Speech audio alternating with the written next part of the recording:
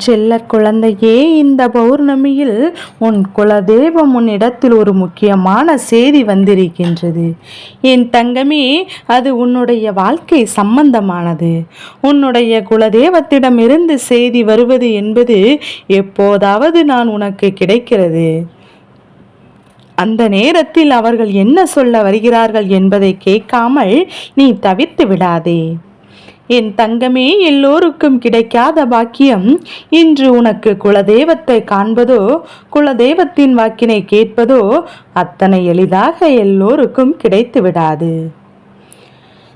யார் வேண்டுமானாலும் சொல்லிவிட்டாலும் என் குலதெய்வம் எனக்கு துணையாக இருக்கும் என்று, ஆனால் எல்லோருக்கும் அது எளிதாக வாய்த்து விடாது. அவர்களுக்கு தெரியாதல்லவா தன்னுடைய குலதெய்வம் துணையாக இருக்கின்றதா இல்லையா என்று உண்மையான மனசாட்சிக்கு மட்டும்தான் தெரியும். எந்த தவறும் செய்யவில்லை, நாம் வாழ்க்கையில் எந்த ஒரு கெடுதலையும் செய்யவில்லை, அதனால் தன்னுடைய குலதெய்வம் தனக்கு துணையாக இருக்கும் என்பது. மற்றபடி அந்த மனசாட்சி தவறுகள் அதிகமாக செய்திருக்கும் பட்சத்தில் என் பிள்ளை இதையெல்லாம் உண்மையாக உணர்ந்திருக்கும் நமக்கு தெய்வம் எப்போதும் துணையாக இருக்கப் போவதில்லை என்பதை மறந்து விடாதே. இன்று உன்னுடைய வாழ்க்கை சம்பந்தமாக உன் குலதெய்வம் கொண்டு வந்திருக்கின்ற செய்தி என்ன தெரியுமா? என் தங்கமே, உன்னுடைய வாழ்க்கையில் சில காலமாக உன்னை சுற்றி நடந்து கொண்டிருக்கின்ற சில விஷயங்களை பார்க்கும்போது உன்னுடைய குலதெய்வத்தின் மனது மிகுந்த வேதனை அடைந்திருக்கின்றது. சில நேரங்களில் அதிக சந்தோஷமும் அடைந்திருக்கின்றது. இரண்டுமே மாறி மாறி வந்து கொண்டிருக்கின்றது. இன்று அவர்கள் எல்லாவற்றிற்கும் ஒரு முடிவினை கட்டிவிட வேண்டும் என்று நினைத்து விட்டார்கள். சந்தோஷமும் கஷ்டங்களும் மாறி மாறிதான் வந்து கொண்டிருக்கின்றது. ஆனால் உன் கஷ்டம் வரும்போது அதிகபட்ச கஷ்டங்களாகவும் வரும்போது சந்தோஷம் வரும்போதும் அது குறைவாகவும் வருகின்றது. அதனால் இன்று உன் குலதெய்வம் உன் வாழ்க்கையை பற்றி என்ன முடிவு எடுத்திருக்கின்றார்கள் என்பதை நீ கேட்டு தெரிந்து கொள். என் தங்கமே, உன்னுடைய வாழ்க்கை உனக்கு கெடுதல்கள் நினைப்பவர்கள் ஏராளம். நல்லது நடத்தி கொடுக்க வேண்டும் என்று நினைப்பவர்களும் சிலர் இருக்கத்தான் செய்கின்றார்கள். அது இல்லை என்று மறுக்க முடியாதல்லவா? என் பிள்ளை, உன் குலதெய்வம் ஒரே ஒரு விஷயத்தை மட்டும் இன்று சொல்லியது. அது என்ன தெரியுமா? எந்த ஒரு சூழ்நிலையிலும் என் பிள்ளை யார் என்ன சொன்னாலும் குலதெய்வத்தின் கோவிலுக்கு நீ செல்ல வேண்டும். உன்னுடைய குலதெய்வத்தை நீ காண வேண்டும். உன்னை கண்டால்தான் அவர்களுக்கு மன மகிழ்ச்சி ஏற்பட்டதாம். யார் உன்னை பார்த்து என்ன சொன்னாலும் என் பிள்ளை, நீ அதை மனதில் வைத்து கொண்டு தெய்வத்தின் மீது கோபம் கொண்டு நீ அங்கே செல்லாமல் இருக்கக்கூடாது. அவர்கள் எப்போதுமே உன்னை பற்றிதான் சிந்தித்து நினைக்கின்றார்கள். உன் வாழ்க்கையில் இதையும் மீறி கஷ்டங்கள் வரும் பட்சத்தில் அதை போக்கி தருவதற்கும் உறுதியளிக்கின்றார்கள். அதனால்தான் உன்னுடைய குலதெய்வத்தினுடைய விருப்பத்தை ஏற்றுக்கொண்டு அவர்களுக்கு நீ எப்போதுமே அன்போடு ஆசையோடு சென்று அவர்களுக்கு வேண்டியதை நீ கொடுக்க வேண்டும். என் தங்கமே, குலதெய்வம் என்பது அத்தனை எளிதில் யாராலும் ஒதுக்கி வைத்துவிட முடியாது. ஏனென்றால் இஷ்ட தெய்வத்தை வேண்டுமானாலும் கூட தள்ளி வைத்து விடலாம். ஆனால் உன் குலதெய்வம் எப்போதுமே உன்னோடு இருக்கக்கூடியவர்கள் அல்லவா? அதனால்தான் அம்மா சொல்வது போல எந்த ஒரு சூழ்நிலையிலும் அவர்களை காண்பதற்கு நீ மறந்து விடாதே. சூழ்ச்சிகள் 1000 நடக்கும். உன்னை அங்கிருந்து ஒதுக்கி வைக்க பல போராட்டங்கள் நடக்கும். ஆனால் எல்லாவற்றையும் கடந்து நமக்கு நம் தெய்வம் இருக்கிறது என்பதை மட்டும் நீ உணர்ந்து கொண்டால் போதும். அவர்களுக்கு எப்படி அதனை தவறுகளையும் செய்துவிட்டு கூட குலதெய்வம் நமக்கு உறுதுணையாக இருக்கும் என்ற நம்பிக்கை இருக்கின்றதோ, உனக்கு எந்த தவறுமே செய்யாத பட்சத்தில் குலதெய்வம் துணையாக இருக்கும் என்ற நம்பிக்கை இல்லாமல் இருக்கக்கூடாது. என் பிள்ளை, நீ இந்த வாழ்க்கை இனிமேலும் நமக்கு தெய்வத்தின் உறுதுணை இல்லாமல் இருக்குமோ என்று நினைத்து பயப்படாமல் உன் மனசாட்சியை ஒரு முறை நீ தட்டி எழுப்பிப்பார். நீ எந்த தவறும் செய்யவில்லை என்று அது சொல்லும் அல்லவா? அப்படியானால் தெய்வம் உனக்கு உறுதுணையாக நிச்சயமாக இருக்கின்றது என்பதை உன்னால் புரிந்து கொள்ள முடியும். என் தங்கமே, உன்னுடைய வாழ்க்கையில் இன்று உன்னை சுற்றி நடக்கின்ற சதியெல்லாம் மிக விரைவாகவே உன் வாழ்க்கையை விட்டு ஓடப் போகின்றது.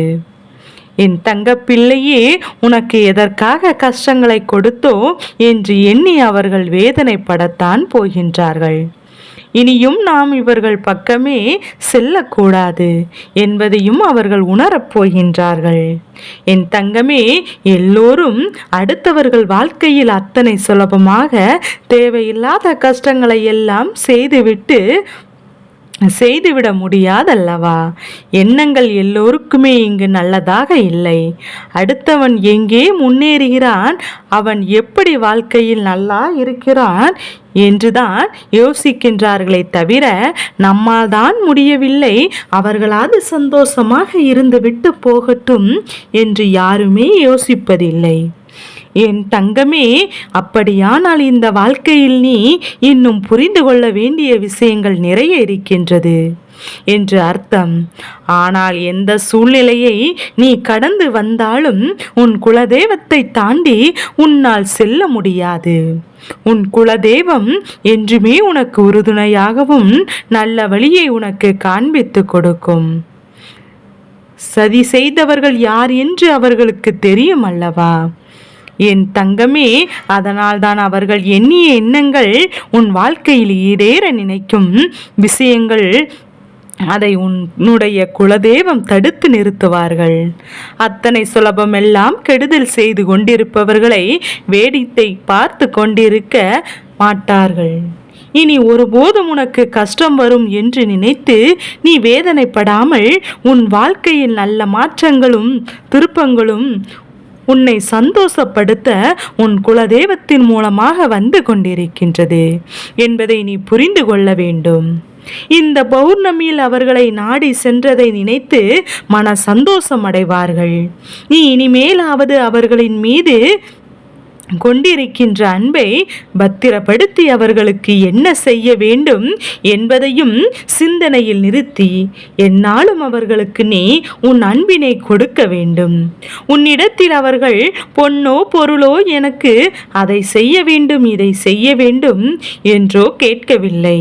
அவர்கள் கேட்பதெல்லாம் உன்னுடைய உண்மையான அன்பினை மட்டும்தான். என் தங்கமே, குலதெய்வம் என்பது உன்னுடைய வாழ்க்கையில் எத்தனை முக்கியமானது என்பதையும் பல முறை உனக்கு அழுத்தி அழுத்தி சொல்லியிருக்கின்றேன். என் தங்கமே, அப்படியானால் அம்மாவே உன்னுடைய குலதெய்வத்தை தாண்டிதான் உனக்கு உதவி செய்ய முடியும் என்பதை நீ புரிந்து கொள்ள வேண்டும்.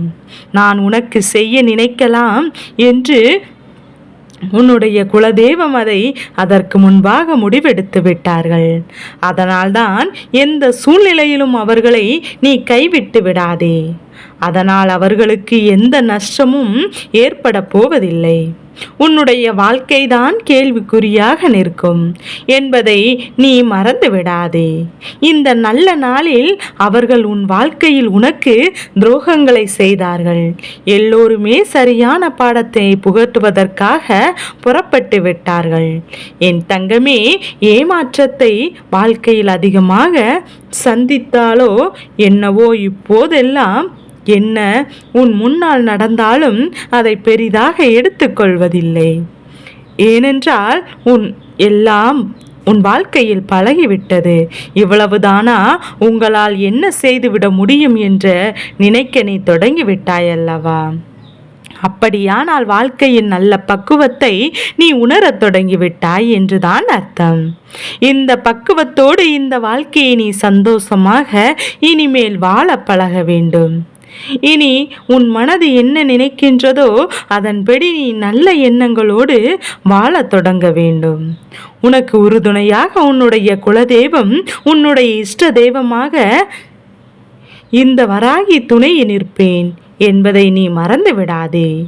உன் வாழ்க்கை உனக்கு அழகாக மாறப்போகின்றது. என் செல்ல குழந்தைக்கு இந்த வராகி அம்மாவினுடைய ஆசீர்வாதங்கள் எப்போதும் என் குழந்தைக்கு முழுமையாக கிடைத்து கொண்டே இருக்கும்.